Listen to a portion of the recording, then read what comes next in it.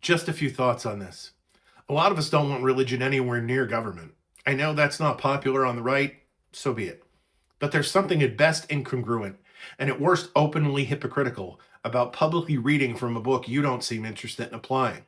The Bible says to feed the hungry, yet there's support for cutting SNAP, opposing universal school meals, resisting minimum wage increases, and backing farm bill changes that reduce nutrition spending. It says to care for the poor and the vulnerable. Yet many GOP leaders opposed expanding coverage under the Affordable Care Act and continue pushing to scale back safety net programs. It says to welcome the stranger. Well, current immigration policies and rhetoric speak for themselves. It says blessed are the peacemakers, yet military spending continues to grow, often at the expense of domestic programs, alongside support for escalating conflicts like this nonsense in Iran. It says you cannot serve both God and money, yet policies like the Tax Cuts and Jobs Act of 2017 and the Big Beautiful Bill disproportionately benefit the wealthy, while corporate subsidies and insider enrichment remain persistent concerns. It emphasizes truthfulness.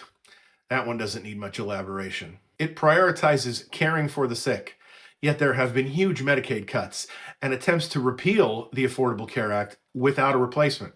Now, supporters of these policies will argue they reflect values like personal responsibility, limited government, or economic growth.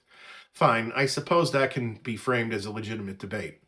However, the Bible also warns against performative religion. It cautions against praying loudly for show and condemns leaders who preach virtue while practicing something entirely different.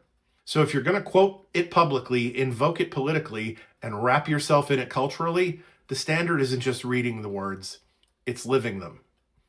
Put another way, if you're going to talk the talk, you need to walk the walk.